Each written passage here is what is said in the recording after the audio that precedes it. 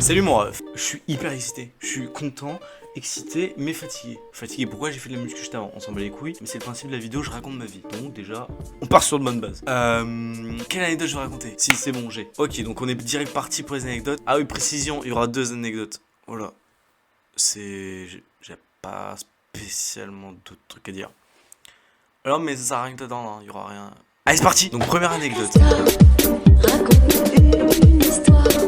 Je sais pas c'était quand, et je pense l'année dernière. Ouais, ça doit dater d'environ 1 an. Alors, contexte. Mon pote Lucas, donc comme dans la première anecdote, celui qui s'est pas battu, dans ta gueule, celui-ci, en fait, a parlé à une meuf. Donc, la meuf et Lucas, ils étaient intéressés l'un l'autre. T'as compris? Du coup, ils se sont donné un peu rendez-vous. Lucas, on a aménagé une pièce chez lui qui s'appelle le Cactus. Donc, c'est une petite pièce où on a aménagé des trucs, bref. Du coup, ils se donnent rendez-vous ici, avec nous. En fait, c'est pas un rendez-vous que tous les deux. C'est juste histoire, viens avec nous, on sort avec des potes, voilà. On est environ 6. Lucas, le problème, c'est qu'il la trouve pas belle en vrai. En photo et tout, il la trouve belle, et en vrai, il la trouve pas si belle que ça. Du coup, Lucas, ce débile, qu'est-ce qu'il fait? Tu trouves pas une fille belle dans la vraie vie, alors que ses photos t'aimais bien.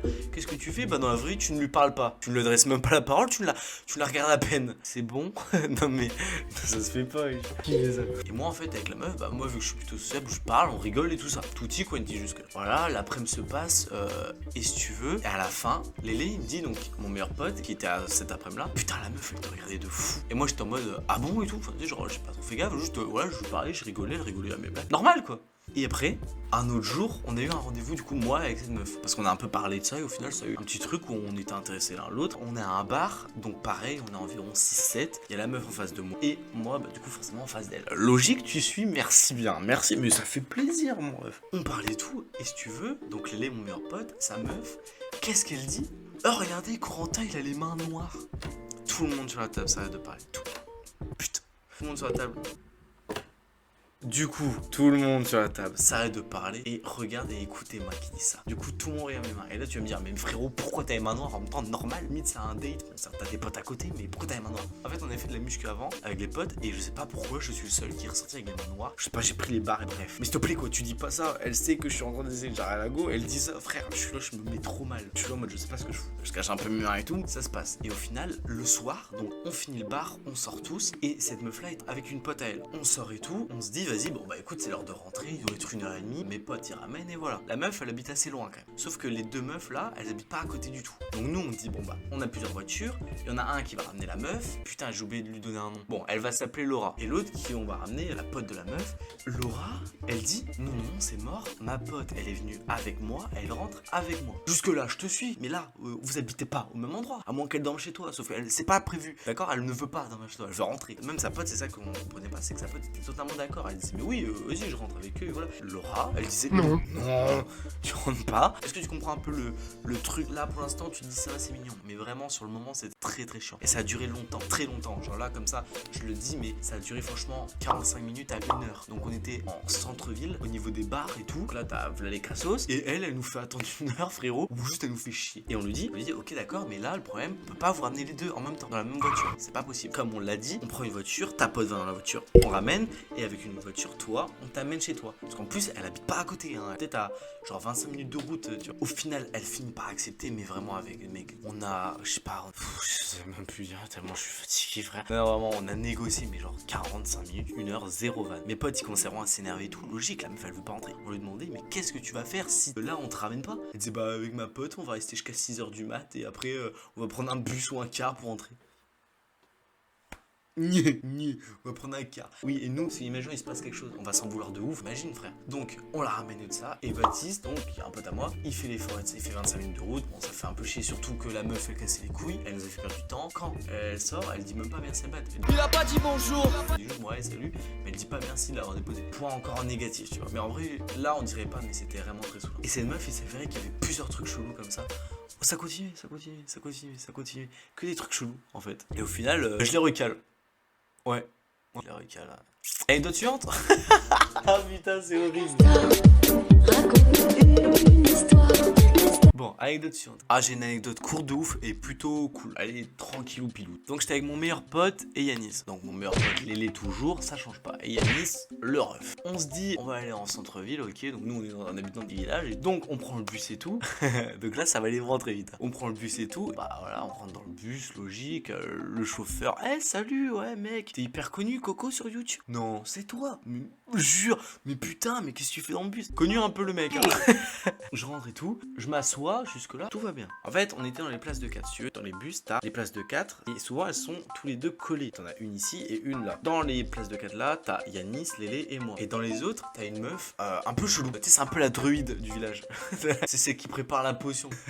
Et je fais une petite blague à Lélé. En vrai, de base, c'était même pas une blague. C'était juste un truc où, en fait, avec l'ombre portée dans le bus, putain, je parle dans des trucs d'ombre et tout. Avec le vent, avec le vent. Avec l'ombre portée, en fait, si tu veux, au bus, j'avais l'impression, en fait, tout simplement qu'elle avait un talon plus court que l'autre. Alors que pas du tout. En fait, c'est juste l'ombre, voilà, bref. Et si tu veux, moi, je dis à Lélé discrètement. Et c'est là que je sais même pas comment c'est possible. Donc, je vais vers Lélé, je dis discrètement dans son oreille. Comme ça, je fais de la SMR dans son oreille. Je lui dis, regarde, Lélé, elle a un talon plus court que l'autre. Donc, voilà, je lui parle de ça et de ça. Et après, je reviens lui reparler. Et je lui dis, mec, ça se trouve, elle a comme Léo, donc Léo qui est un pote. Donc, ce mec a une jambe plus courte que l'autre, mais ça se remarquait pas, si tu veux. Elle a une jambe plus courte que l'autre. Je te suis une petite boutade. Et là, qu'est-ce que je vois?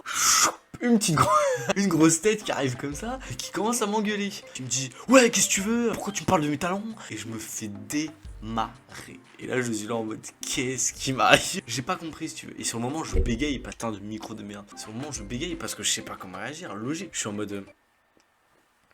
En fait, juste, je me fais engueuler. Elle y va, en vrai. Ouais, là. Enculé, petit connard, qu'est-ce que t'as avec mes talons?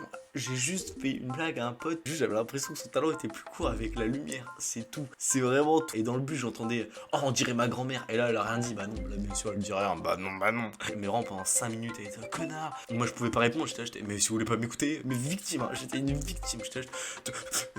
En fait, j'ai bégayé de ouf. Je savais pas. En fait, d'une, je m'attendais pas à ce que ça se passe. Et de deux, je savais pas quoi répondre. Et de trois, elle me laissait pas parler surtout. Frérot, laisse parler les gens. En fait, j'aurais juste dû pas répondre et faire genre comme si de rien n'était. Bon, c'est hyper insolent. En vrai de vrai, Lélé m'a dit, j'aurais fait ça. Et totalement. Voilà, donc je me fais engueuler. Mais genre, c'est vénère. Et du coup, maintenant, mes potes me rappellent cette anecdote. Et lourd.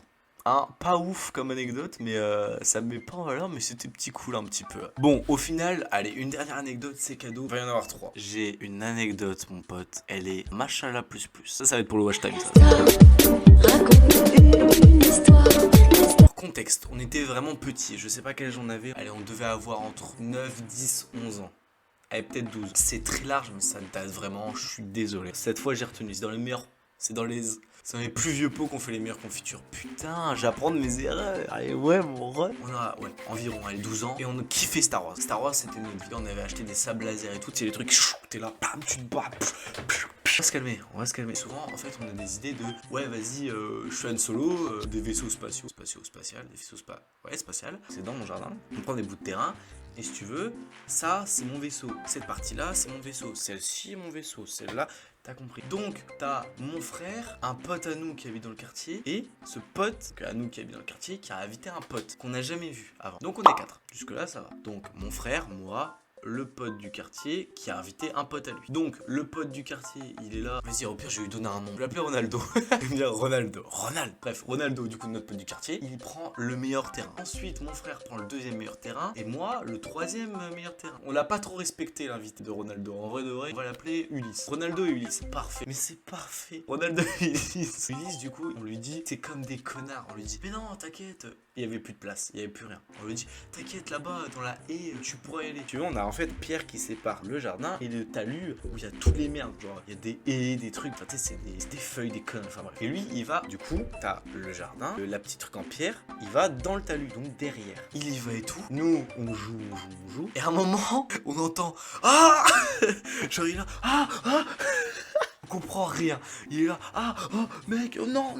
Et on le voit courir. Il court vers nous. Et on est là en panique. Ronaldo, il part chez lui. On l'a à peine vu. Mon frère, Il rentre chez moi et hyper rapidement. Moi, le problème, c'est que Ulysse, il m'a pris en grippe. Et en fait, son seul espoir, parce que là, je l'ai pas dit encore, mais en fait, il a marché sur un nid de. Je crois que c'est d'abeilles ou de guêpes ou de bourdons, enfin, j'en sais rien, j'en ai aucune idée. Il a marché sur ça et il a plein du coup d'abeilles sur lui. Logique, il a niqué leur maison. Jusque-là, c'est un peu logique. Sauf que lui, le problème, c'est qu'il réfléchit plus. Il a mal partout, il est là, il panique. Il voit que moi. On rappelle, Ronaldo, il est rentré chez lui rapide, il s'est barré. Mon frère, il est entré dans la maison. Moi, qu'est-ce que je fais? Je sais pas. Parce que j'aurais pu suivre mon frère, mais je l'ai pas suivi. J'ai perdu mon frère de vue en fait. Du coup, je fais le tour de ma maison.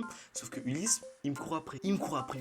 On fait le tour, un tour, 2 tours. Et au 3e, je rentre. Mais 3 tours où il m'a couru après en gueulant. Ah! Moi, je suis là, je panique. Du coup, je rentre et tout. Par miracle, la porte était ouverte. Je priais qu'elle soit. Parce que c'est pour ça aussi que j'ai fait plusieurs tours. Imagine, la porte est fermée. Je fais comment? Le mec va me tomber dessus avec plein de guêpes dessus, je vais être dans la merde. Du coup, je rentre, miracle, toutes les portes sont ouvertes. On gueule en montant. Ma mère, elle est là, qu'est-ce qui se passe? Elle prend Ulysse, elle le met dans la salle de bain, elle enlève son t-shirt et tout. Et elle a expliqué plus tard qu'il avait plein de guêpes, des trucs et tout. Et le pauvre, quoi. Mon frère, comme une merde, il est dans sa chambre, il est en train de chialer. Moi, je le vois vite fait. Moi, pareil, je chialais aussi. Des grosses merdes, on était là, mais nul. Ma mère, heureusement qu'elle était là parce qu'elle nous a bien sauvés. Elle s'est enlevé les guêpes et tout ça. Et après, du coup, forcément, on a dû appeler les parents du petit. On a appelé les parents du petit, il est rentré et bizarrement, on l'a plus jamais revu. On ne l'a plus jamais revu. Et je suis sûr, persuadé qu'il a dû avoir un traumatisme, des guêpes, des bourdons. C'est obligé, genre vraiment. Mais horrible. Voilà, fin de l'anecdote. J'espère que t'as kiffé, moi. J'ai kiffé faire cette vidéo. Donc abonne-toi, mon ref, un petit peu, ouais, parce que c'est un peu, tu sais, c'est un peu le but, ouais. J'aimerais bien que tu t'abonnes, tu likes, tu comprends un peu. Tant que tu comprends, c'est bon. À la prochaine.